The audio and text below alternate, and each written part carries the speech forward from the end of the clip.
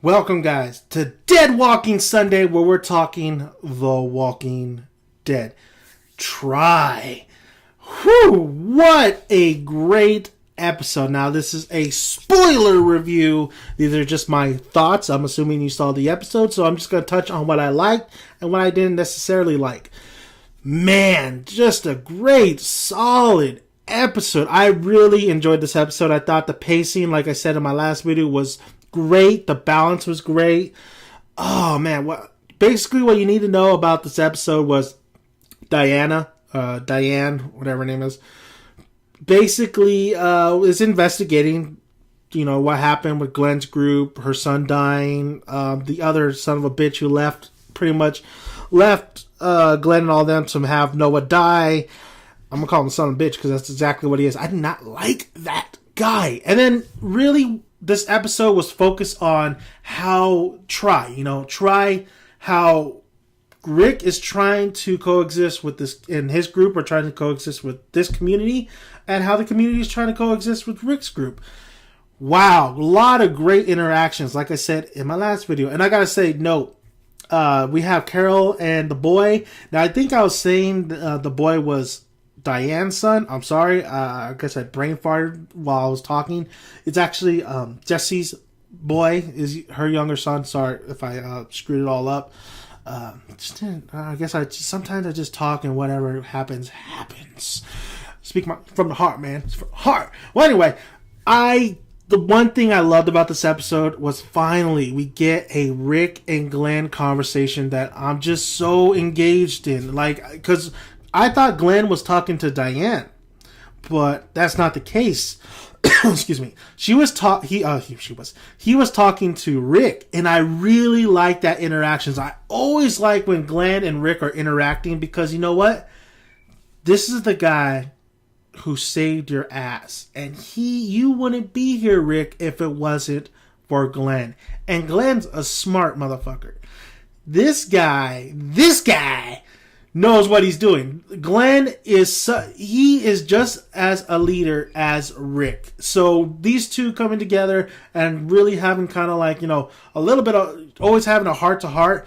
Really great. I really like the interaction. It's a struggle, man. Rick is really losing it. You could tell when he was having a conversation with Glenn that he's not there.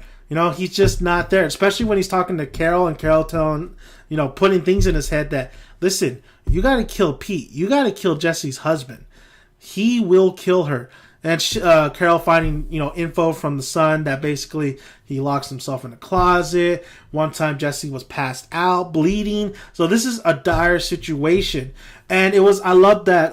So that interaction was great as well with Carol and Rick. And I love going back to what happened in their past life. So, Carol and her abusive husband, and saying that, I don't think I'd be here if Ed was still around. I mean, good thing that Ed died from those walkers. And Rick's like, nah, you still be here. Maybe. Maybe she'd still be here. But I think when he meant that, I think he was stating that, if Ed would have done something, that Rick would have stepped up, or anybody in the group would have stepped up to help Carol out, because they do care for Carol. Maybe not as much as that time, but no, yeah, because she was big friends with Lori, or I don't want to mention her. Well, anyway, so that was a great interaction as well. And then Diane coping with her loss. Really, she's starting to lose it as well. Well, not as much as Rick, but you could tell she's just very distraught listening to that awful song. Nah, that song was okay. Just really going over the tape about when she questioned that other, the one guy, I can't remember his name, the one guy who pretty much left Glenn and Noah behind, who's pretty much saved his own ass, and we find out that's the guy who stole the gun. Oh, I swear, if this one thing happens in the season finale, dealing with that guy and the gun, I am going on a rant. Foreshadowing or warning, I will go on a rant if this guy does something like this. Guy, I do not like him. I don't like his face. I don't like how he left Noah and Glenn. I don't like how he left his friend Nicholas, Diane's son. Nicholas, right? I don't like this guy. Oh, so it's that one thing happens and he's involved. I'm going to be pissed. We also see him and Glenn basically, Glenn warning him like, "Hey, don't you go outside the walls, boy. I'll whoop your ass." So Glenn really, showing that he is a badass. Also loved as well Carl and Eden's. I didn't think I thought that was gonna be the most boring part, but it wasn't. It was the most intriguing. After they do the little parkour, it was interesting to see, that we all knew that she was going out there for, to be back out there, because she didn't really feel like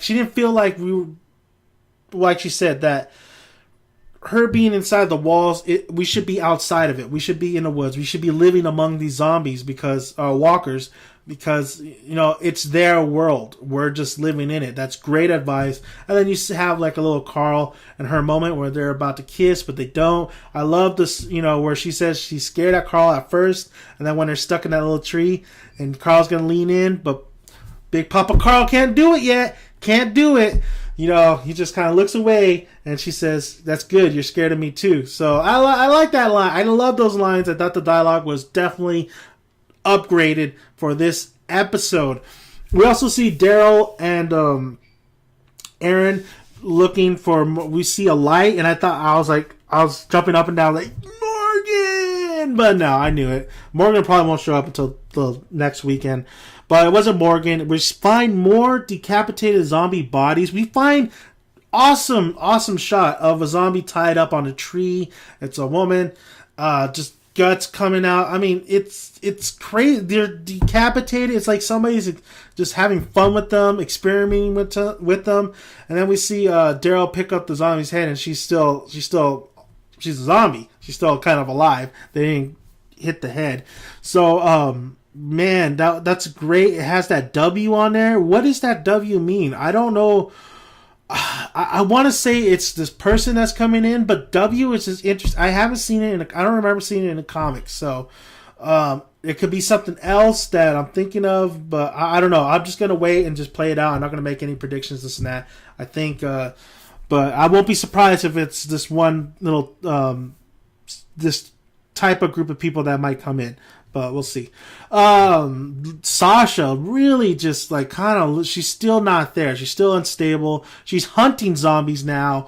I really loved first Michonne and Rosetta really, going after to look for Sasha, because she goes in the woods and she's hunting these zombies and stuff. Michonne doesn't bring her sword. I can't get used to that. She needs to have her sword, damn it. Rosetta and her conversation was very interesting. They find that's great. Use Rosetta. Rosetta is a character there that needs to be used, and that's exactly what they did. They had her really talk to Michonne, and Michonne and her going back and forth about living in the walls and living outside the walls. That's interesting, because you can see these characters. You've been with these characters for a long time, and you know exactly what they're talking about when they said, it's hard to get, adjust. That's why the dialogue's so interesting. That's why you want to hear these characters really talk about like what they're feeling about. And the fact that Michonne says that she hasn't really kind of changed or whatever. Rosetta telling her, well, you didn't bring your sword out here, so that's a big difference. I really like that little line that she gave. And then going, seeing Sasha and helping, not really helping Sasha out, but really relieving stress, really relieving themselves, because they've been inside the walls, and this is the first time stepping outside of the walls, and really killing off the zombies for their own pleasure was great as well. And I love how they didn't say a word to Sasha. Sasha was saying, you don't get it. I told Noah, that he was going to live, this and that. I loved how they didn't say a word to her. They just looked at her and they said, listen, you could just tell, like, we're here anyway. We love you. We're here. We understand. We're here. You say we don't understand, but we do understand. So that was great. That was a great moment as well.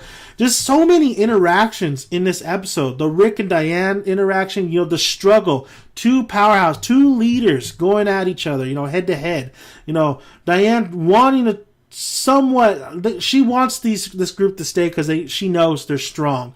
But knowing that they're dangerous, they're too dangerous, and the decision she's going to have to make next weekend about Rick is going to be an interesting one, because Rick is really losing it. And we see that when he goes to Jesse, and Jesse basically, that whole fight with Pete, It was great camera work. I like the shot where they're outside the window and then Rick just throws them outside the window. Really like that. I thought that was great. I thought the overall direction in this episode was great, especially with the shooting of the zombies, this and that. Just the angles that they were using. I mean, it's straightforward. It was just well directed and well cinematography and well paced tone. But but Rick's character, man. I mean, all I see is Shane. Honestly, all I see is Shane. It's like, this is exactly what Shane was saying to Rick. And it's so interesting how much Rick has changed since season 1. How much he's changed and how much along the way he kept on saying we need to keep our humanity. You know, a life, is something worth, we have to think about it. There's no thinking about it with Rick. He is either you're dangerous and I got to kill you or not. That is Shane's mentality from season 1, 2. Wow. That's how definitely Shane was ahead of his time. He knew this was going to happen. He didn't think that Rick was going to survive in this world because Rick can't do it. But Rick did change to survive, and he is strong. But man, is he a loony. The nitpick I had to have, though, I absolutely did not like, was when Jesse asked him, would you do this if it was anybody else? Would you come and protect me and my boys if it was, abusive relationship, if it was anybody else? And Rick says no. Totally nitpicking, but I absolutely hated that. He said no. There's the Rick I know, and even the Rick that's present today, the present from all that altercation and stuff, the loony Rick right now, he would do that he would do that for Carol. He would do that for Maggie. He would do that for even just a stranger, because that's who Rick is. So he would not just only do that for Jesse. The only reason I could see him saying no is because he wants some. He's getting some, and he wants to make her think she's special. What she is to him. She is to him. But no, Rick would do that for a lot of people. And so that was just that's a little minor nitpick. After the fight, we see Rick just go crazy. Him and Diane, just like, you could see her look like, you need to go, buddy. You need to go. You got to go.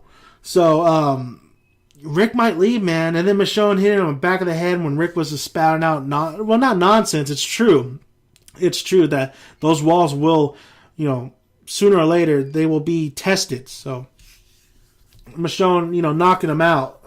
That's great. It's from the comics, honestly.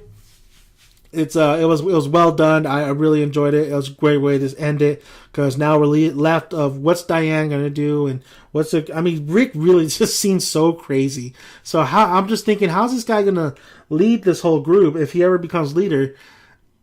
He's just crazy. He's insane. But I love it. It's great. It was a great episode. Loved the episode. Very solid. Can't wait for the season finale. Hopefully the season finale brings a lot of, just ups the ante with dialogue, suspense, everything. This was a great, solid episode with interaction, characters, great direction, great use of just great use of the characters, man. It's just great use. I think this is definitely a character driven episode. That the dialogue, I had to give points to the dialogue. The dialogue can be engaged. So that's about it, man. I gotta say though, when I was watching this episode, it's like everywhere Rick goes and his group goes, it always ends up bad for whoever takes them in or helps them out. It always does. It's just, they're cursed like that. These people are dangerous, but not because they're strong, but because they bring but they bring, chaos, and they bring death. So Rick's group, man, it's going to be interesting. It's going to be very, very interesting. It's going to be interesting with the Maggie and Gabriel situation too, when that goes into the season finale. So thank you guys for listening. That's Dead Walking Sunday, spoiler edition. Till next weekend, season finale of The Walking Dead. Let me know your thoughts. Subscribe, like, make videos every single day. Work hard, and man, great episode. Solid. Boom.